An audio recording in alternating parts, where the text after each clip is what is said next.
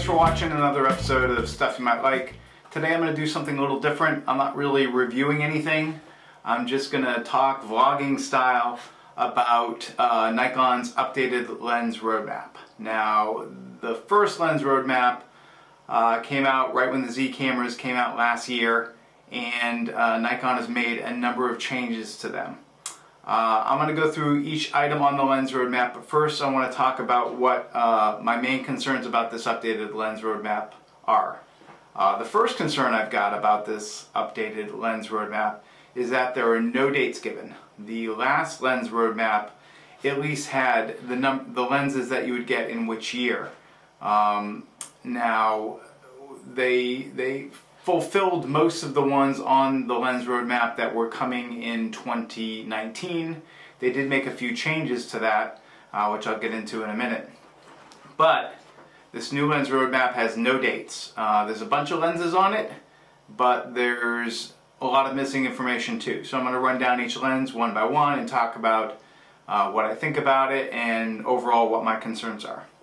So, First off, along with the the Z50, there were two DX lenses announced and actually released as part of the kit with the D50, and that is the 1650 f3.5 to 6.3 and the 50 to 250 f4.5 to 6.3. Both of these lenses are, again, DX only. They're small, they're light, they're plasticky. They both have plastic mounts.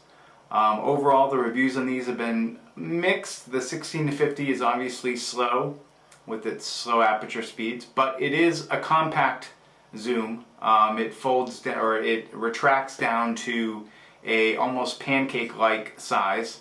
And on the 50 to 250, the results that people have been giving it in initial reviews have been pretty positive for a lens of its type. It's a general DX all-rounder travel lens that you can buy as part of a kit with the D50 and the 16 to 50 lens, Z50 and 16 to 50 lens.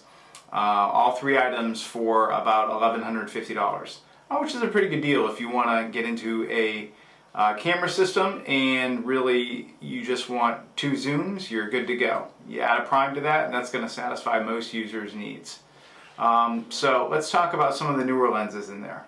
So of course, along with the updated roadmap, Nikon finally released the Noct 58.095 lens, and at $8,000 you gotta ask yourself, why?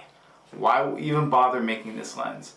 There's probably a handful of people who will own this lens, and I guarantee you that more than 50% of them will be people who review lenses for a living. It's what they call a halo lens. It exists because it can, and being a manual lens, manual focus lens, there's really not many practical applications where this lens could be used. So you got to ask yourself, why were there a number of production and development resources allotted to this type of lens when Nikon really needs to focus and get some of their other more important lenses out there? Yeah, it's a head scratcher. But it is what it is. Moving on. So one lens that was announced on the roadmap is the 20mm f1.8, and I own the G version of this lens, or the F-mount G version of this lens, and it's a great lens. It's one of my favorite lenses. I use it for astrophotography and for street photography and architecture. It's not quite wide for some architecture, but for general architecture, it's pretty good. And I'm really happy to hear that there's going to be a Z-mount version of that. Again, no date given, apart from it being 20 millimeters in focal length and an f1.8 aperture. We don't know anything about it. The next up is the 24 1.8 lens. Now this lens has been announced and it will be shipping before the end of the year. You can do pre-orders now on Adorama and B&H, along with Amazon. And the general reviews, because this lens is out in people's hands now as they test it, have been very positive, this lens. 24mm primes are not generally a prime that I enjoy using. It's just a weird focal length for me. I prefer to go wider than that. But for a lot of people, they like it for environmental portraits, and from what I hear, this lens is going to be really, really good. The next up is a 50mm 1.2 lens, and this lens is highly anticipated. If you're a working photographer and you're shooting weddings, I could see this being in just about every Nikon Z line photographer's bag if they're working professionally for weddings or other events and they like primes. This is one I will probably get. I'm hoping it holds up well against the Canon EF 50mm 1.2. I owned that lens at one point and I was really enamored with the images it produced. It is a heavy lens, it's a lot of glass, but if you're a working professional, it is worth the wait. That lens was excellent, and I'm hoping the Nikon Z version of that is just as good. So there's also an item on the Lens Roadmap that's new, and these are compact primes. And Nikon lists two of them, 28mm and a 40mm. Now, apart from those focal lengths, there's no f-stop given. There's no indication whether these are DX only. Many lenses on the roadmap do say they're DX only, so since these don't, I'm assuming they will work on both DX and FX systems just as well. I'm hoping these are at least an f2. I doubt they're an f1.8, else Nikon probably would have listed it. Being that they're not S lenses, I'm assuming they're going to be lower, inexpensive versions of lenses, so I don't expect them to be S line, and I don't expect them to be faster than f2. Hopefully they're not f2.8 or slower, God forbid an f4. There are also two micro or macro lenses on this roadmap. A 60mm, which is not an S line, and again, no f-stop given, and a 105mm S-line lens, which again has no f-stop given. I would fully expect the 105mm to be an f2.8. Nikon already makes a 105mm f2.8 macro lens, and I'm hoping this is just a Z-mount version of that. That lens is optically excellent, and everybody I know who owns it and it says it's great. I've used it a few times, and I'm very, very impressed with that lens as well. So now we get to the meat of the order, the zooms. And for zooms, there's some good information, there's some bad information. So let's first start with the good information. There is a 70mm f2.8 lens on this roadmap, and the bad information is that we don't know when it's going to drop. In my opinion, this is the lens Nikon needs to get out pronto. They need to get it right, of course. This is probably the main workhorse lens for any working photographer. And that it doesn't exist for the native Z-mount is a serious chink in the Z-mount system's armor at this point. So this should really be a priority for Nikon. I do hope that they don't follow Canon, who just released their RF version of this lens, and go with an externally zoomed lens. They need to make sure that this lens is an internal focus and not an external focus lens. So hoping they get it right, and hoping it comes sooner rather than later. Now, the next lens on the list is a 18 to 140 DX lens. There's no f-stop given for this, but being that it's a DX lens, I'm guessing that it will probably be an upgrade over the slower lenses that come with the Nikon Z50.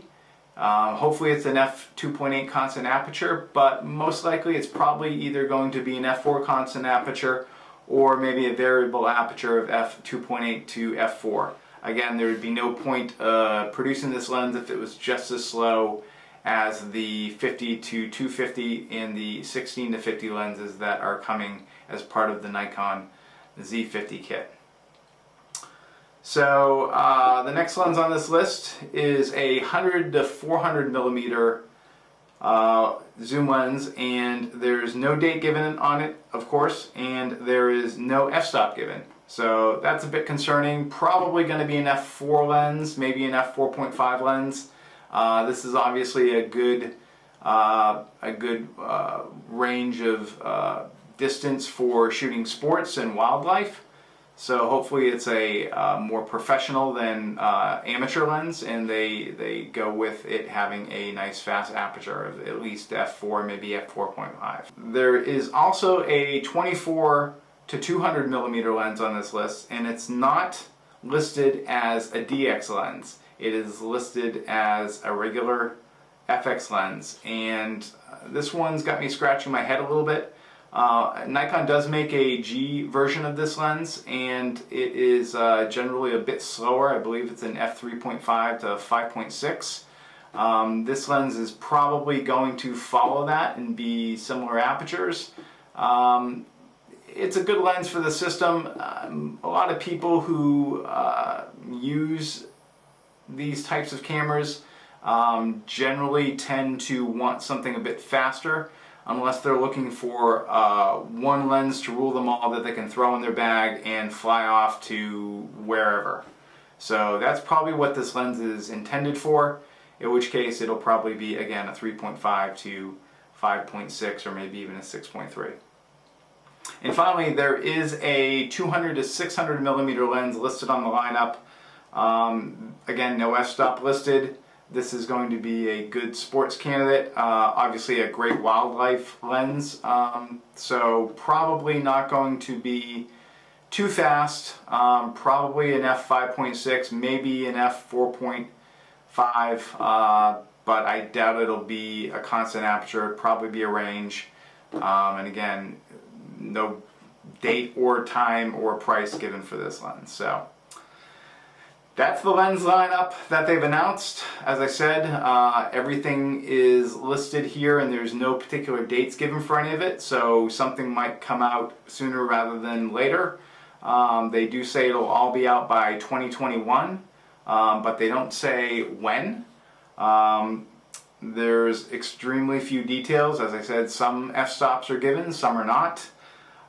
They don't tell you if the 18 to 140 is going to be a lens that has IS. They don't mention if any of these lenses have IS. Obviously not a big deal on the Z6 and Z7, which have in-body stabilization, but on the Z50, which doesn't, that's more of a concern, because again, all these lenses, except for the ones that are particular DX, can also be run on a DX system. The FX lenses will work just as well on a DX system, and that's one of the things that Nikon is banking on, that you can buy a DX camera as your entry-level point. You can buy some F or full frame lenses like the 50mm 1.8, and then you can use them on your FX camera when you decide to upgrade at some point in the future. There's no listing for an 85mm 1.4 or 1.2. That's a bit concerning. You've got a 51.2, and that's a general workhorse for wedding shooters who like to shoot prime. I would expect there would be a super fast 85mm equivalent of that, either a 1.4 or hopefully even a 1.2, but nothing there yet. So you'll have to wait a little bit past 2021 for that, if it ever comes at all. There's really not much else to say about it. Overall, I think most of these lenses hit a good expectation of what you should get with the Z system, and Nikon, if they can get all these lenses out by the end of 2021, will be in a pretty good spot with the Z system. I really hope that they can get some of these higher priority ones like the 70 to 200mm out sooner rather than later, because I think the whole success of the Z system is going to rest upon having the professional working man's lenses available for this camera sooner rather than later. So that's all I've got to say. Why don't you tell me what you think about this lens roadmap in the comments, and as always, if you like what you're hearing, please click the like button and click subscribe. I'd like to have a few more subscribers. Everyone counts. And I appreciate you watching, and I'll see you in the next video.